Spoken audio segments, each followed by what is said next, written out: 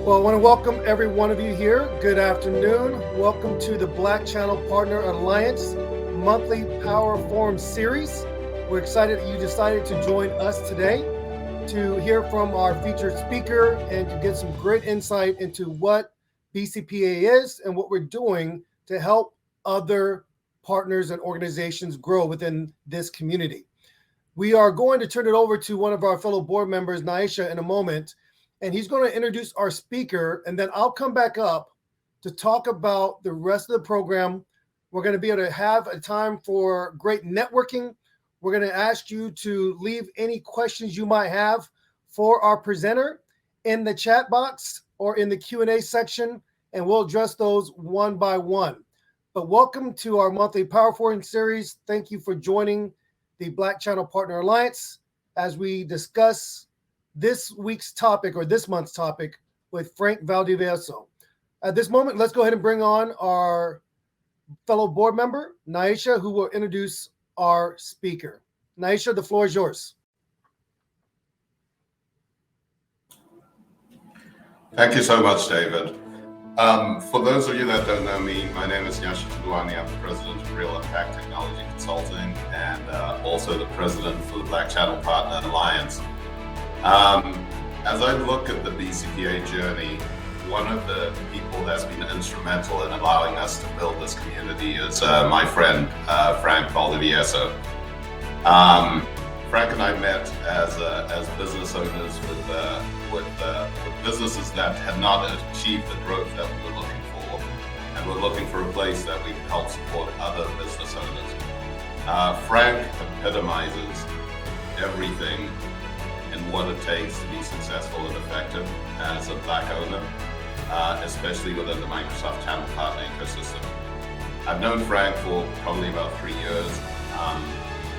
And in that time, watching him execute on his business and really leverage the opportunities that are out there for him has been fantastic to watch. And I think we're all in for a treat today.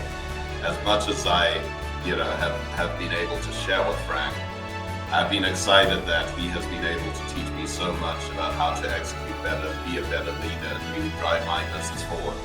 And so with that, I will bring up my friend and fellow board member, Mr. Frank Valdivieso. Come on up, Frank. Thank you, Naisha. I appreciate that very warm introduction, and I am so grateful to be here. And before I start, there are a couple things that I'd like to say. This has been an amazing journey and an amazing year. And one of the things I'm going to do today, I am not going to bury the lead. I'm going to get right to it. I got some slides that I'm going to go through, but I'm taking a page out of Mike Michalowicz's style, which is I'm going to give you the stuff up front, and then I'm going to go into details. So the one thing I want you all to walk away with today is that the opportunity to succeed as a Microsoft partner has never been better. The resources that you guys have access to today, when you look at Microsoft's Black Partner Growth Initiative, it is amazing. And so there are a couple of things I want you guys to do today. I'm going to share my screen here. All right.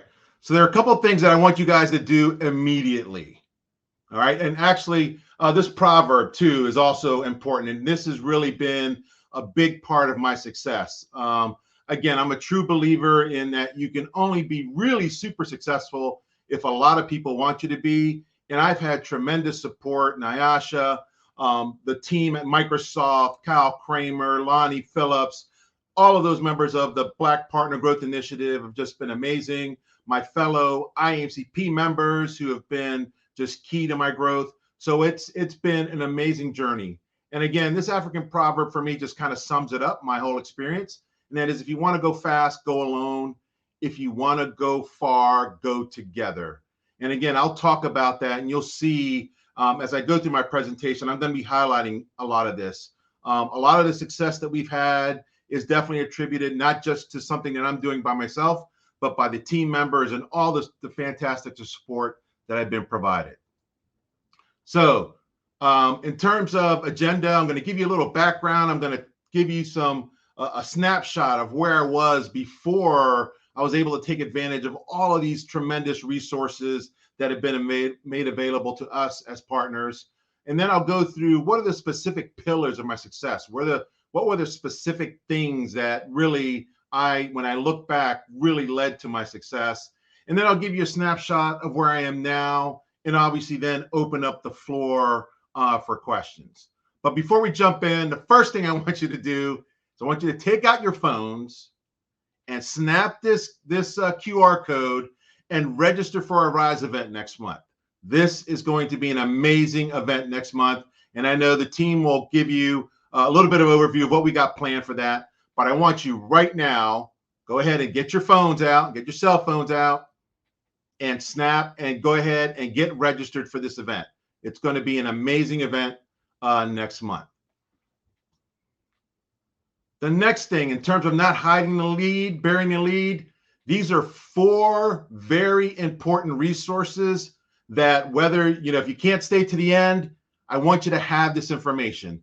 These are 4 amazing resources that if you haven't already taken advantage of, it's the action I want you to take here today. Number 1, if you are not registered yet for the Microsoft Black Partner Growth Initiative, do that immediately. Just an amazing program. And the thing that's so amazing about it, if you think about it, and I see Regina's on the call, Regina Johnson, right? The thing that's so amazing, if you think about this, a little over a year ago, this program did not exist. And when you look at all of the resources that they're providing you in terms of access to programs, resources, helping you get a better handle on what you need to do in order to accelerate your growth as a Microsoft partner, I have never, ever seen this sort of alignment of resources and programs for partners. Again, this was probably one of the biggest issues I heard. Previously, I was the president of the DC chapter of the International Association of Microsoft Channel Partners. And that was one of the biggest frustrations that partners would have is that, they became partners, they were Microsoft partners, but then it was like, well, where do we go? How do we leverage this? And I'd hear things like, well, I am a partner, but really hasn't really translated into anything. Let me tell you, for those of you that have not engaged and have not registered for this program, that is no longer the case. Okay, so do that. Solution Workspace, I'll go into this later. Just an amazing platform. For me, I'll dive into why that's so important, but this is a great platform to help you get started and understand what's available to you. And one of my favorites, definitely the Cloud Enablement Desk. To this day, I'm still engaged with that group.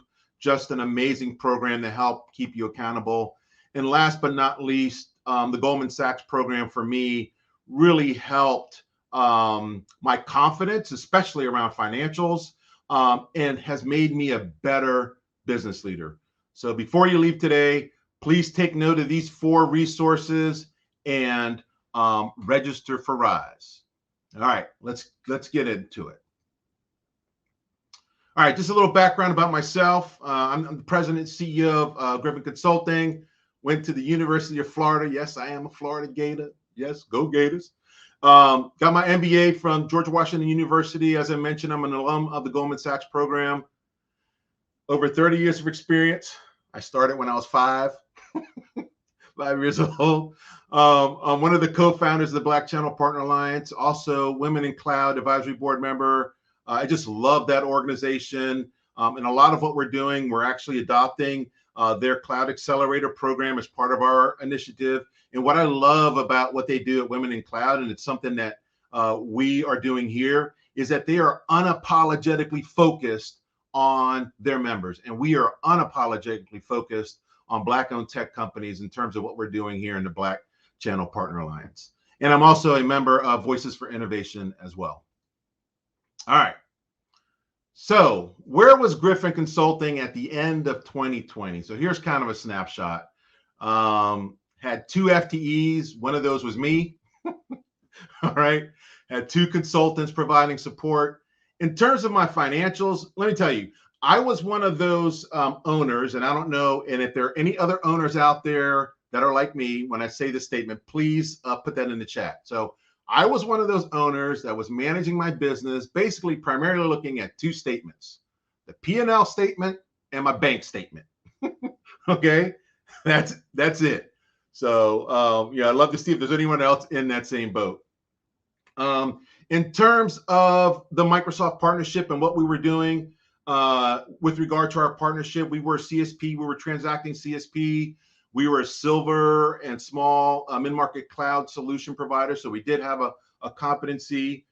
We had 0 solutions in the marketplace, but we were utilizing the internal use right licenses from Microsoft 365.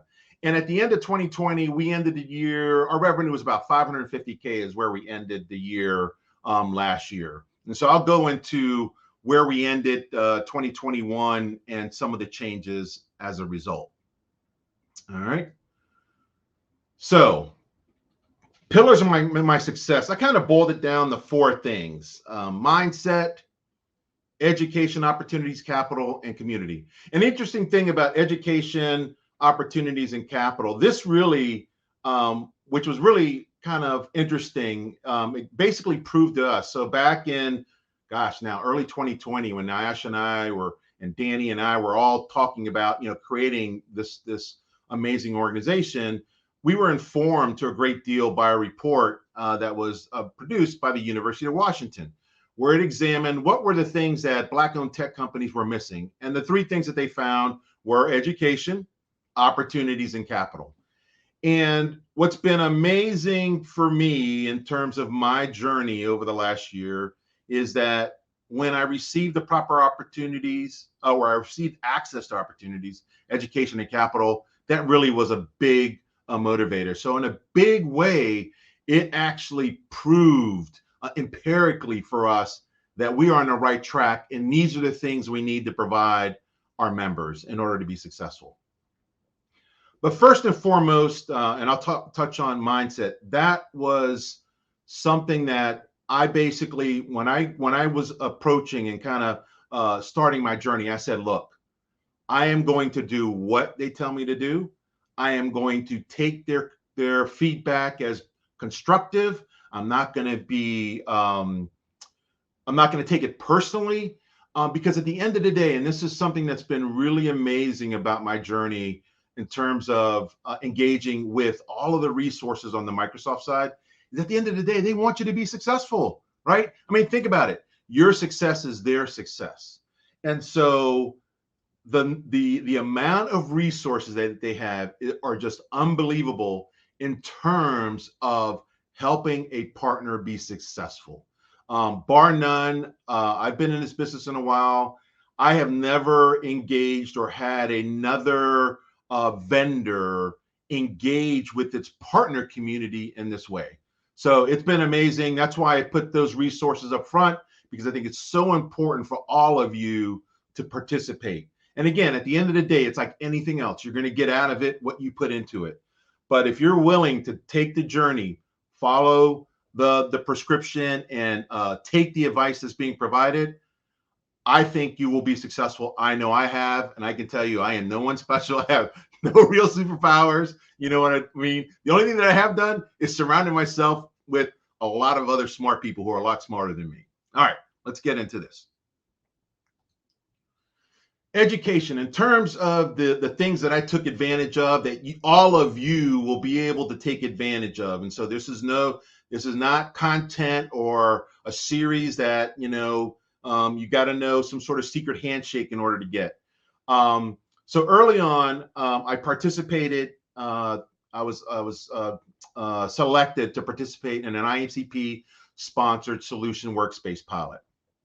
Now that was a game changer for me, in the sense that if you haven't accessed solution workspace, or if you've never used it, one of the things that it does extremely well, and this is what I love about a couple of these tools, is that it is based on what you say are what you're trying to accomplish as a partner, right? So in other words, it's basically focused on you and your goals as a partner. So solution workspace, essentially, you provided information as to what are you trying to accomplish? Is it a solution or service?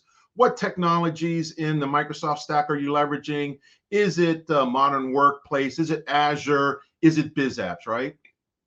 And what it will expose for you and what it will curate for you are those resources that are most appropriate for you as a partner.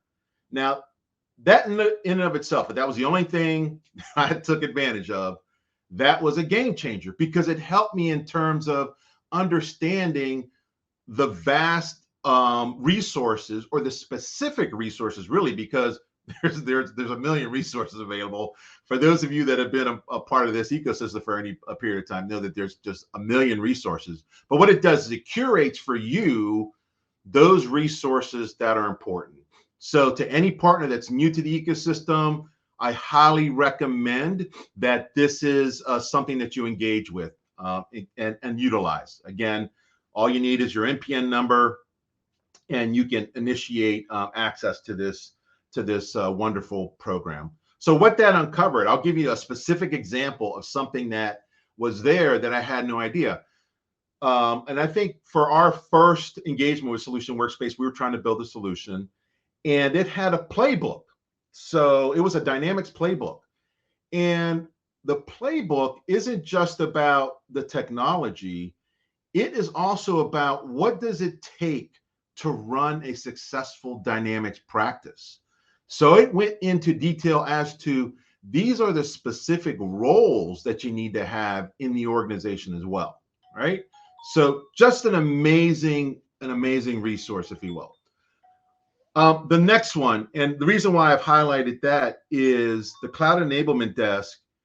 It for me is one of my most favorite resources. So what the Cloud Enablement Desk is it's a resource that essentially assigns a cloud solution specialist to you. And again, once again, here's another resource where you basically indicate what is it that you are trying to accomplish as a partner. And what they will do is they will assign a specialist to you who's essentially not only your accountability partner, but also your Sherpa, if you will, leading you and guiding you through the vast array of resources. And so what will happen is you'll engage with the Cloud Enablement Desk. And I know initially for us, we had a couple things. We were trying to get an application published in the marketplace, but also I wanted to understand more about what are all the benefits that accrue to me as a silver partner at the time. And so what they do is they basically took me through a number of the different programs. Actually, through that engagement, I discovered that at the time they had a relationship with a web development company that would work with Microsoft partners and develop a website. So that was huge. I didn't know that was available. Also, all of the pre-sales and technical support services that you can get. And I don't know how many of you are aware of that, but I just leveraged this not too long ago, actually last week. Basically stipulating, hey, I've got an opportunity where we're trying to implement Intune for a client that wants to bring on board Apple devices, iOS and Mac OS.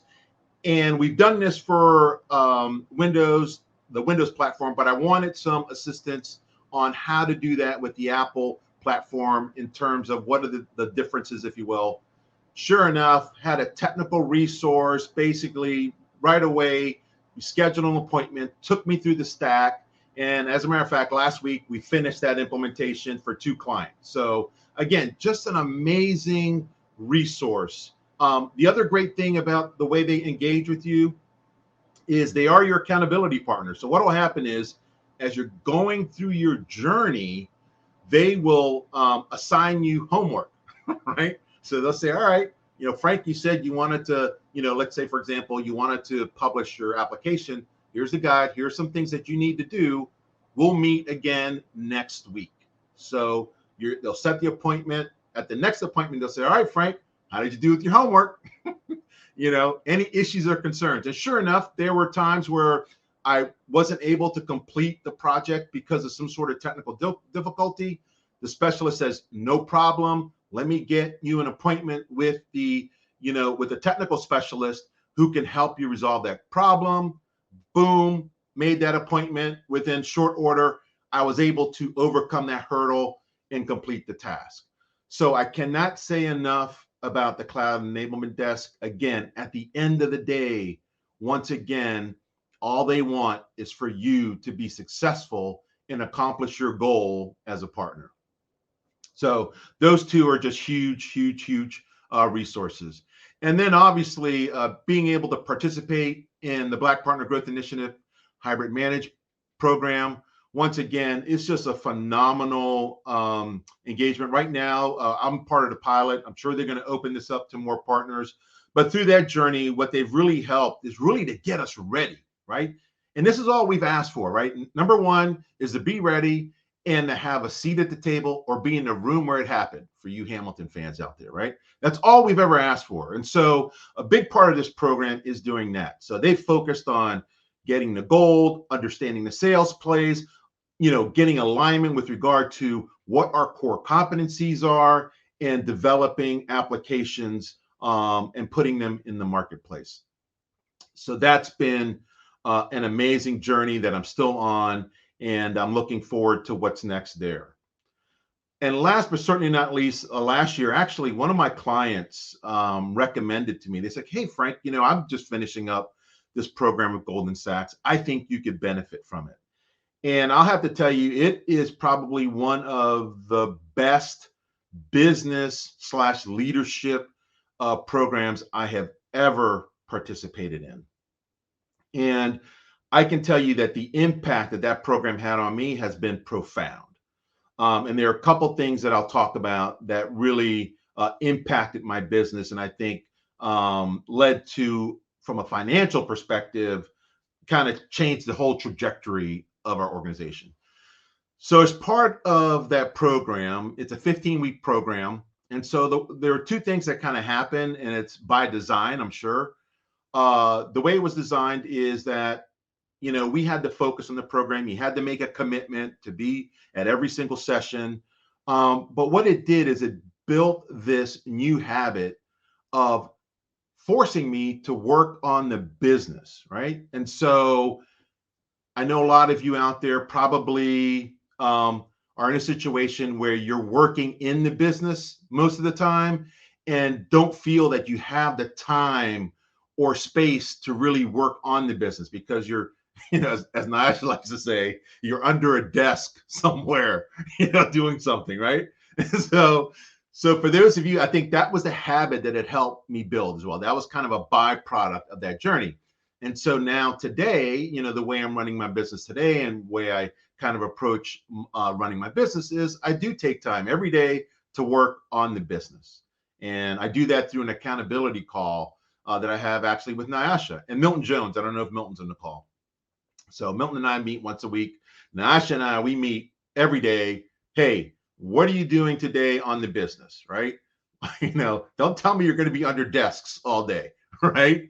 You got to be doing something to advance the business, grow the business, expand the business, think strategically about your business. So that's definitely a part of it. One of the things, and this is something for all of you, I'm going to throw this out there in terms of the Goldman Sachs program. One of the first things they did is, we had to create a growth plan, which is basically around taking one idea or one concept and basically developing, it's not a business plan. You don't need a full business plan. It's a growth plan. So it's focused on identifying what the solution is that you're going to focus on. Does it make sense? Is it profitable? So through that journey, what I discovered, and I'll never forget, so Luis is on the call, so he remembers this clearly.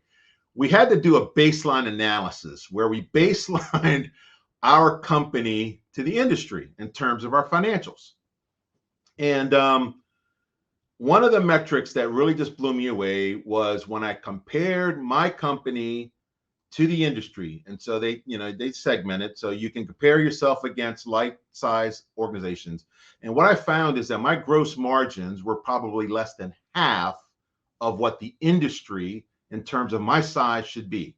So they stipulate organization of our size between 500,000 and 5 million, your gross margin, and that's computed by basically taking your basically your top line revenue minus your growth, once you take out your top line expenses, this is before your other expenses, and you divide that by the revenue. That's how you get your gross margin. So that should be 62%. Well, that blew me away. I was less than half, but it explained so much. Number one, I wasn't charging enough for my services, right? So if you're not charging enough for your services, guess what? You can't afford to bring on great people, right? You can't afford to bring on great people. You can't do some of the other things. You can't make investments in other things. And so it really, for me, it was like, oh my God, this explains so much. So again, take a look at your gross revenue, your gross margin, industry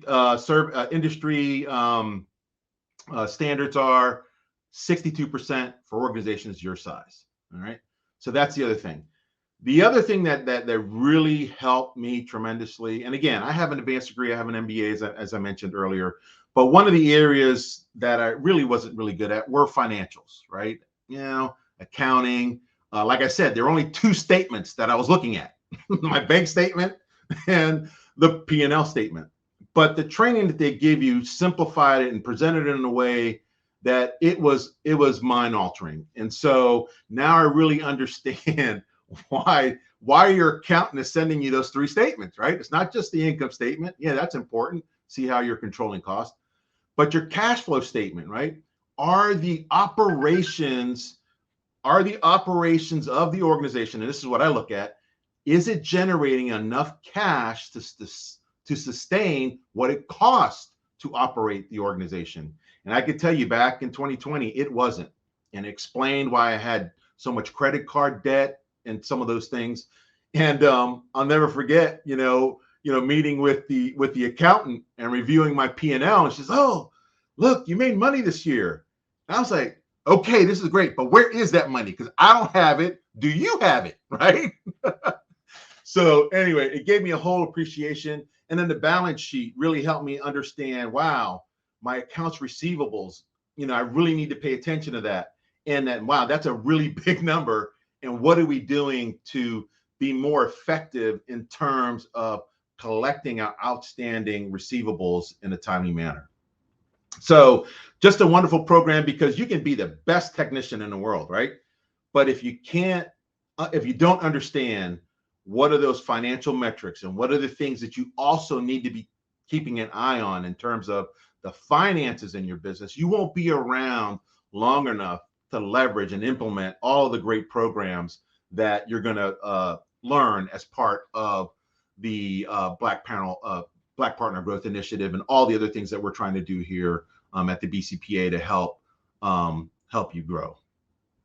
All right. Opportunities. So interestingly enough, I got to give a big shout out here to Jane Coe and Darrell Booker. When Nash and I were really, meeting with a number of the members of the Microsoft team in terms of trying to identify where within Microsoft we could unlock opportunities for our partners, right? Because, cash is king, access to opportunities are going to make a difference. One of the individuals that I got to meet, and I'll never forget the call, it was a diversity and inclusion call with the IMCP group. Sarika Mahorta at the time was the chair of that group, and she had invited Jane Coe. And I'll never forget Jane. She's like, "Oh, I want to help out." And this is right after the social unrest in 2020. "I want to do something. I want to make a difference. Frank, what can I do to help?" And so I introduced her to Nasha. We had a couple of calls and we talked about the nonprofit space. She said, "I believe that is a great space for you guys to engage. And there are definitely opportunities for Black-owned tech companies." And if you think about it, and this is actually one of our goals as an organization, and I'll just repeat them here real quickly. So as an organization, the Black Channel Partner Alliance, our goals are simple, right? We want to impact at least 100 Black-owned tech firms. We want to help them accomplish $100 million in net new revenue. We want to create 800 new tech jobs in our community. And then we also want to perform 1,000 digital transformation projects for community-based organizations. And that's really the tie-in with the nonprofits. And so at that time, Jane said, "Well, I got to introduce you to Darrell Booker. He is starting up a new program out of Microsoft Philanthropies that is going to be focused on those organizations that are focused on the Black community." And that has been an amazing game changer. And again, for those of you that maybe were not looking at nonprofit as a vertical because you're thinking, there isn't any money in it. Well, that was me. And I was like, I don't know what. I can remember having this conversation with Jay Coe. I don't know nonprofits, She's like, Frank, I'm telling you, you should take a look at it. Well, I started doing some research, and what I discovered was absolutely amazing. There's a resource called GuideStar, and you can go out there for free, and you can do searches on the organizations or the nonprofits in the area. And what I found is that there were some massive nonprofits in the DC area, right? So I thought, well, maybe this is DC. There were 50,000 of them, all right? So I can remember scrolling through, 15, 20, 30 15 pages of the list and still hadn't gotten below an organization with a budget under like $50 million, right? So that kind of changed my perspective on nonprofit. I said, well, maybe that's DC. I checked the Atlanta market, same thing, 20, 25, 30,000 nonprofits. Seattle, 45,000 nonprofits. Well, come to find out, there's over 1 million nonprofits in the United States. It's a big market. And I think in terms of GDP, it might be the third or fourth largest industry as a whole. But what I love about the NTA program is that it is laser focused on providing resources to nonprofits that are serving the Black community, right? And this is a community that has been neglected, severely neglected. So Darrell and his program, they're doing wonderful things there. We have been blessed to work for and with and support some amazing nonprofits. And I can tell you in my career, what I love about this particular vertical is that you can see the impact that providing them with access to technology, how it improves the efficiency and effectiveness of their ability to meet their vision and support their mission. So it's just been very fulfilling personally and professionally in terms of that engagement. And again, there are lots of opportunities there. So for partners that are interested in that space, please feel free to hit me up, get you plugged in. And again, because at the end of the day, what we'd love, and I know this is part of Darrell's vision, is that we'd love to have partners who are in the community working with those organizations that are in their community, right? There's nothing better and more powerful than that. So again, lots of opportunities there for you to engage.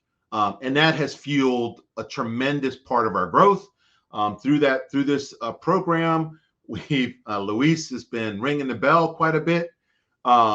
We've basically started a new practice, or at least getting that up and running, that is focused on dynamics. And so it's been with the help of a great partner in PartnerSource, IMCP, and I'll talk about PDP here in a second. So that's been an amazing part of our growth. And again, I can't recommend that highly enough. All right, partner to partner. Again, for us, for me, partner to partner is a growth strategy. All right. And what I say there, and we leverage it as a growth strategy. And what I say there is that I'd rather have a percentage of something than 100% of nothing. Okay. And the beauty of partner to partner, again, my background is that, my background is I came out of a very large system integrator. And I'll never forget the last project I was a part of with them. We had like 1,500 people on the program. We were supporting the INS at the time. And, but the majority of the work was being provided by subcontractors. Okay. Here was a multi-billion-dollar organization, right, that was essentially delivering on this program with subcontractors. Okay. Because it was the subcontractors that were doing all the heavy lifting. The organization had command and control, no doubt, solid, but the work was being done by partners. And so that for me just kind of, it really impacted me and said, this is a great model to use in terms of growing my business and going after opportunities. I don't need to be the one that does 100%. I am fine with bringing in a value-added partner who can add value in areas that I don't have the capabilities. And I can tell you, I've used it as a competitive advantage going after opportunities. And so I'll tell clients, one of my most recent ones, I was in the final two, and I was paired. I was basically going up against a much larger MSP. And my value prop to them was that, hey, I'm here, I'm local, and if there's ever anything that you can't address or we come up against, I am 100% confident that I can reach into my vast network of BCPA and IMCP partners and get this problem solved. So anyway, we ended up getting the business, and the rest is history there. So P2P, very, very important for you. And again, I'll get into calling out specifically some partners who have just been great team members for us.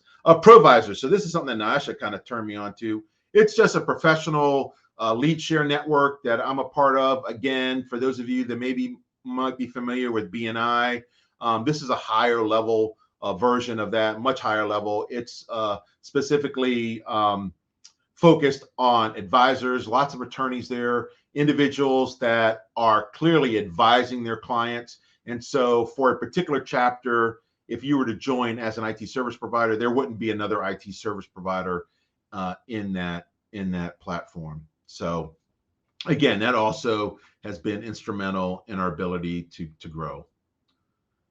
All right, capital. All right. Here's a good one. I'm going to get into, there's a little homework. I'm going to pause here in a second. But financial metrics. Remember I told you at the beginning, the only thing I was using was my bank statement and my profit and loss. Well, now I do have a dashboard of things that I do review on a monthly basis. Gross margin, accounts receivable days, net margin, right? Those are kind of my three big ones, if you will, that I'm looking at. But something else that I was turned on to, and this, I learned about Profit First, Mike Michalowicz, and there's going to be hopefully an announcement here later today about this, but his methodology, actually Kevin Clemens, Milton Jones, and Eric, I believe, this was after a BCPA, one of the accelerator classes, we were just hanging out talking, and I believe it was Kevin at first that said, man, I just finished this book, Profit First. It's amazing. It is amazing. Okay, for those of you that haven't embraced or have heard of Profit First, it is an amazing framework for how to think about managing your money. And it has allowed me for the first time since I've started my business to really have a really great dashboard in terms of the revenue, where I stand in terms of my operating expenses. It's allowed me to really hyper focus on my operating expenses and to see, okay, am I able to pay out of the proceeds of the organization the cost associated with running the organization? And for the first time ever, this past quarter, I was able to take a profit distribution. And that was a check written to me from the company that said, go do whatever you want with that money. It was amazing. So anyway, just a big thing. Now, one of the things that I ask, this next question I'm going to ask you guys, and I'd like to see feedback here in the chat. What would you do if you were to be given $100,000 in your business? If someone were to give you $100,000 for you to use in your business, what would you do with it? So let me see what people put in the chat. That's right. Eric was on there too. Eric McFrazier, he was there with us too. Purchase a building. All right. Put it in savings. Okay, John. Marketing. All right. Hire developers. Talent. Yes. Yes. Marketing. Yes. Hire a business developer. Talent and sales. Absolutely. Marketing. Capitalized. Staking in crypto. Oh my God. That's Naasha. All right. Those are all great things, right? And so my epiphany. Oh, here we go. Yep. Hire some talent and marketing. Go ahead, Victor. Go ahead and put up some of the other things so everybody can see. All right. So this was something else that I got at a Goldman Sachs program. And again, I don't know why, but I had an epiphany. And that's also part of the program. I'll refer back to Goldman Sachs, is that they're getting you ready as part of that program, if you need to go and get capital, right? And I can tell you, before this program, the thing that scared, you hear these things about, and not that it's not true, that, capital is difficult for us as minority business owners to get. Absolutely true. And so there definitely are challenges in the marketplace. But for me, my biggest challenge was I didn't know what it takes. What does it take to get a loan? And so what does it take to be able to articulate to a banker or a lender that you need $100,000 to invest in your business so that you can hire additional staff, you can hire marketing capabilities, right? I mean, all those things are valid, right? You need those things. And I'll take another thing. This is another mindset change that really was a big influence on me, was how I thought about money, right? Being raised, all my life, my parents told me, you don't want credit, credit is bad, pay off all your debts, so for me, just the way I was wired, having and going to someone for asking for money to invest in my business, I felt was wrong. I felt like I had to do it all on my own. I had to bootstrap it, right? I had to take it from the proceeds of the organization in order to grow. Well, if I waited to do that, I would never get to the next level. It's impossible, right? It's just, not that it's impossible, but for me, I think it would, it was impossible for me. I'll just say that. And so getting capital is such a huge accelerant, right? Because you're leveraging that capital to get the marketing resources that you need, to get the talent, the training, right, that you need. And so what the program did for me is, number one, at the end of the day, right, what the banks want to know is, is your idea profitable? Can you make money, right? Are you solving a problem? Do you have a competitive advantage? Does it fit you? As an IT service vendor, was I coming in there and saying I wanted to build a rocket ship? It's like, wait a second, you're in IT. You're not the aerospace industry.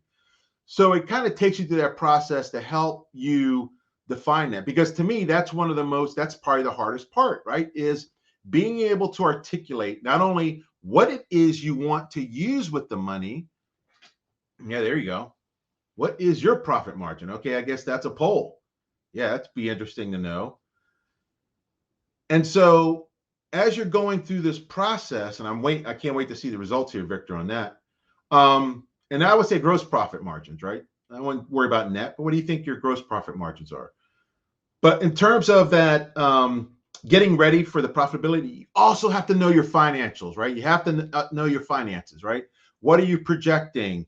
What are your current finances, right? Do you know what your gross margin is? Do you know what your net margin is? Do you know what your operating cash flow position is? Do you know what your account receivable days are? And being able to articulate that. And then if they ask you questions about it, because they're going to ask you, the banker's going to look at your financial statements, they're going to have questions. And you need to be able, as a business owner, be able to articulate your financial story in a narrative. Be able to articulate the way your income statement, balance sheet, and statement of cash flows, how they all intermix and the dependencies and what that information represents, and being able to articulate that in a narrative. And for me, that was one of the biggest things that I got out of that program. It really helped my confidence immensely in terms of being able to communicate that effectively. So again, you got to know your numbers. I don't know if there are any what's the TV show on CNBC, The Prophet, right? If any of you have watched The Prophet, what does he say to his owners? Do you know your numbers? You have to know your numbers, right? And it's extremely important. So capital has been a wonderful thing. I know we got an infusion, and I'll talk about it here in a minute. And Luis is like, okay, are you ready? Are you ready? Because, to the question that I asked, what would you do? Having those funds would allow you to get that extra resource, hire a business developer. Yeah, Nasha, you want to come up on stage before I go on to the next slide? And how am I doing my time? I only got a couple more slides here. Here comes Nyasha. Yeah, Frank. So I think you covered a couple of really phenomenal areas there. I think the thing that struck me in your journey is early on. I remember the first time we talked about numbers. You said, "I'm not really good about numbers," right? Because we were trying to figure out where the business was. I'm hearing you talk today is such a marked change in about a 6-month time frame. So it's when I'm hearing you talk about your financials now, it's from a point of expertise and confidence. I think one of the funniest conversations we had was when you were preparing to get financing from Microsoft, and you had put this work into the growth plan. So I think it would be great to enlighten some of the other people on these sources of funding and how much, I don't want to say how much easier it is to access funding than what you'd have to do in conventional methods. Because I think a lot of people don't know that there is access to I don't want to say easier money now, but Microsoft and others have definitely dropped the bar significantly. So the preparation you did allowed you to go through that process a lot easier than you would have otherwise. Yeah, I think that's a great point. Definitely. And for those of you, I was going to touch on that earlier or later, but yes. So for those of you that didn't know, Microsoft did have, and I think they still do, I think they're reevaluating where they are, and Regina might be able to basically give us maybe a real-time update on that capital program. But I did take advantage of it, right? And so, but I prepared for it first. So in terms of what Nyash is saying, I wanted to make sure I had my growth plan, nailed down, because I didn't know what they were going to ask or what the process was going to be. I had my financials. I had, basically how I was going to use the funds, because that's important, right? They're going to ask you, how are you going to use it? John Nicolaus going to save it. He's going to put that in the bank. I needed to do some other things with it, right? So I had to be able to articulate and demonstrate, or at least I was prepared to demonstrate all the ways that I was going to use that. And for me, very similar to a lot of the people here, I needed to hire additional folks. I wanted to invest in marketing. And I also wanted to invest in myself, continue to invest in myself as a leader. So yeah, that's all important. That's very, very important for us to, for you as a leader to really get your hands around. I also took advantage of the EIDL loans, so EIDL, government, and PPP loans as well. So for those of you that weren't or did not, that was also a source of revenue and income, or a source of capital that I accessed as well. And it's making a big difference in how we're being able to execute. And I see I only have a couple more minutes. I'm going to go through a couple of these last slides. One on community. I could not have done this by myself. There is no doubt. And I have been blessed to be a part of two and, of a couple of different amazing communities. Obviously, the Black Channel Partner Alliance and the support that I've gotten from the members here. As I mentioned, I talked about a couple of accountability partners. Again, if for those of you on the call who are business owners, this is the thing that, it's lonely, right? It's lonely. It can be very lonely being a business owner, because you don't, who do you talk to, right? I know in my case, my wife doesn't want to hear it, right? So unless it's good news, like we want a huge contract. Anyway, so who do you talk to, right? So I think having an accountability partner is a huge platform. I'm also a member of Tech Tribe, and Tech Tribe has an accountability piece. So as Nasha says, I'm over accountability, right? I have an abundance of partners that are keeping me honest. And then there have been some phenomenal IMCP partners, and these are relationships that I have established over the years, who without these partners, I would not be where I am today. Obviously, Eric Klaus of Partner Source, just a huge partner, a big part of what we're doing in the NTA program. Sear Solutions, so Sheila Vonte, I don't know if she's on the call, an amazing resource. As a matter of fact, she helped us just implement Project Server, and Luis is loving that. Gemstone, Sandy McKnight, awesome. Aegis, the team there. Whipfly. So I don't know how many of you know Ryan Risley.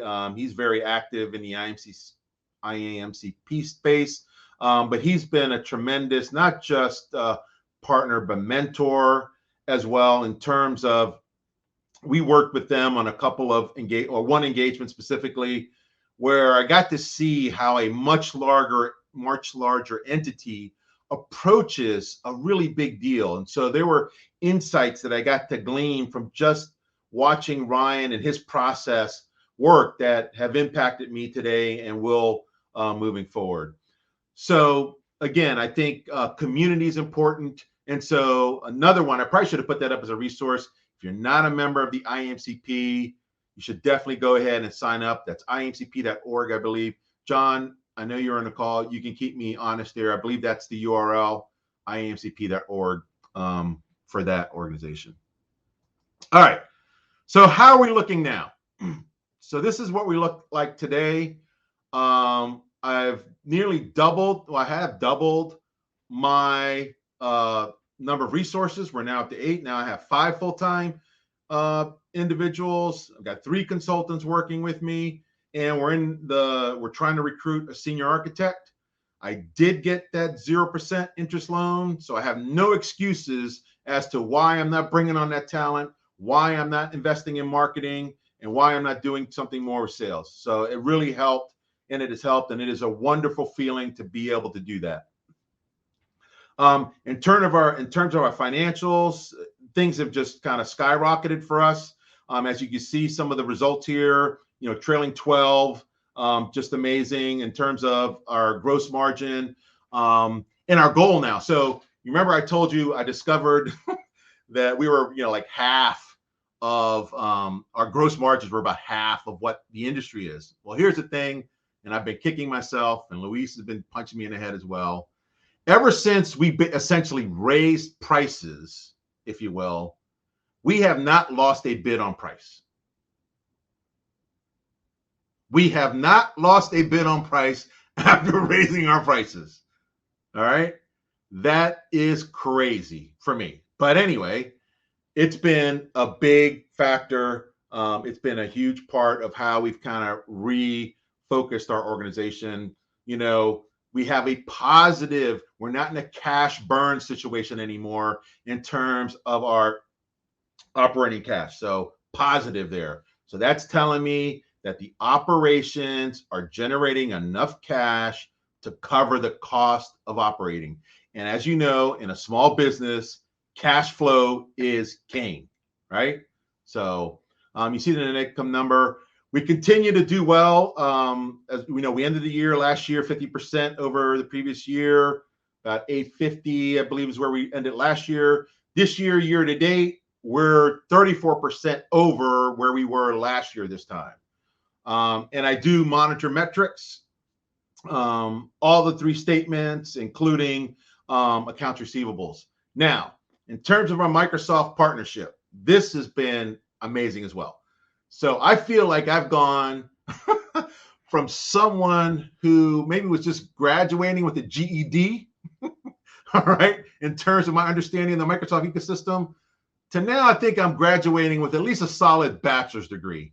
And I've been able to leverage this immensely. And there are some amazing things there. So we still are silver partner, but we added a gold competency. Yes, gold cloud productivity competency. And again, I have to credit the CED for that. And obviously the opportunities that we got as a result of the NTA program also were a big key part of that.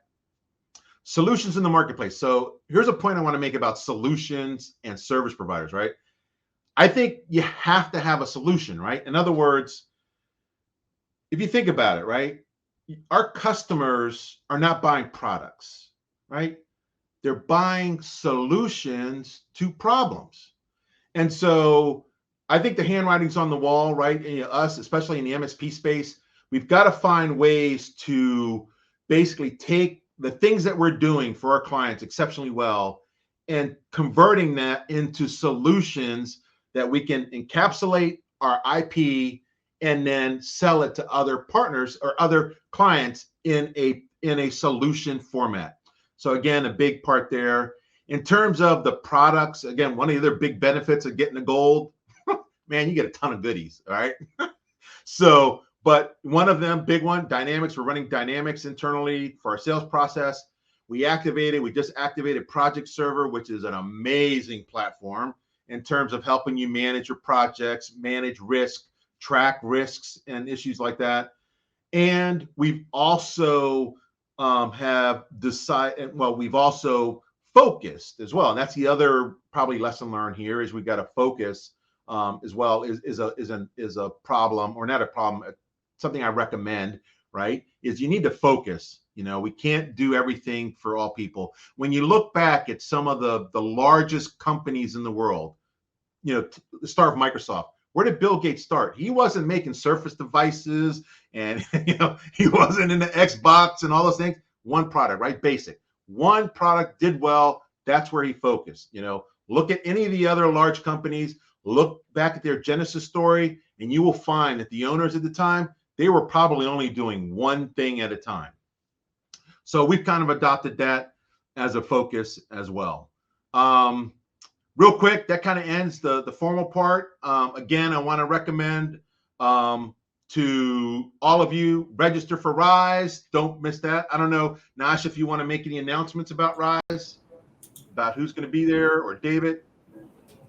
I think David can take the Rise announcements. Frank, thank you so much for the presentation. It was phenomenal.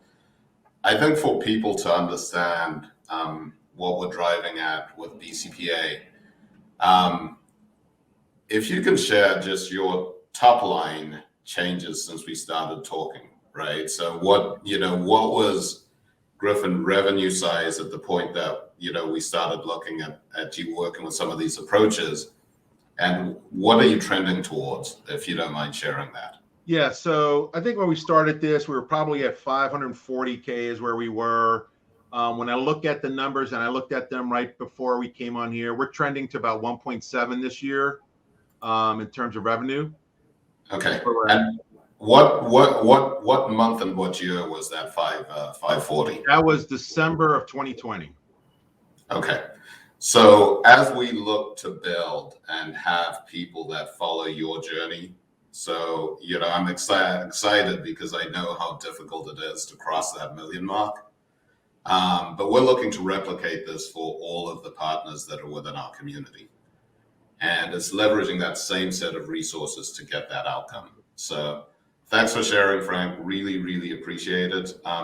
As far as Rise, David, do you want to announce who'll be joining us at Rise, or do you want me to take it? Well, you can share whatever you want, Naisha. I've got a couple thoughts I wanted to share about Rise, but please go ahead. Yeah, I mean, I think, Frank talked about profitability. He talked about the ability to grow your company with capital. He talked about, the discipline that it requires from the business owner to really grow and expand your business. He talked about the community and the relationships. So Frank and I talk every day. So I was joking in the speaker chat that I'm tired of hearing about Frank's growth plan. But it really is the discipline to build that plan that you can tell the story for how you'll leverage these resources that makes it easier to access them. And so I am ecstatic to see, because I watch him executing on that growth plan every day. And, my hope is as we go and grow together, that you can find an accountability partner or someone to partner with in this group. Because we do have a lot of partners that are out there that can help you find your way to the next part of your journey. With that, David, I'll kick it over. Let's tell people what they can expect next. Awesome. Well, thank you very much, Naisha. And Frank, thank you for leading our discussion today. I love your passion, incredible insight, and certainly you got a lot of our attendees excited to learn more. What I appreciate, real quickly before we go into a couple of announcements, is just the idea of learning how to leverage the right resources. It's the educational opportunities. It's working with Microsoft. It's learning how to have accountability and having other like-minded thought leaders on the same journey say, let's do this together. And Naisha said it clearly, go and grow together. Love that aspect. What I want to do here as we transition to some networking is a couple of announcements. Several times throughout our Power Forum today, you heard register for the Rise event. Make sure you do that. That's going to be one of my 2 challenges I give you today before you leave. Number 1, register for the upcoming Rise event that's going to be held on March 19th, 1 p.m. And there's going to be incredible speakers. I know that our keynote speaker for that event, Mike Michaelwicz, rather. He's an author of several books, including Get Different, Fix the Next, Clockwork, and The Pumpkin Plan. He's also the founder of Profit First Professionals. You're going to be entertained. You're going to be inspired. Make sure you attend the Rise event. I'm going to leave you with a quote and then a couple of challenges, or at least one challenge. Here's two quotes. I believe in destiny, but I also believe that you can't just sit back and let destiny happen. A lot of times an opportunity might fall on your lap, but you have to be ready for that opportunity. You can't just sit there waiting for it. A lot of times you're going to have to get out there and make it happen. That's a quote from Spike Lee, 40 Acres and a Mule. Here's another one here from the first female astronaut, African-American astronaut. She said, never be limited by other people's limited imaginations. Thank you, Dr. Mae Jemison, for that quote.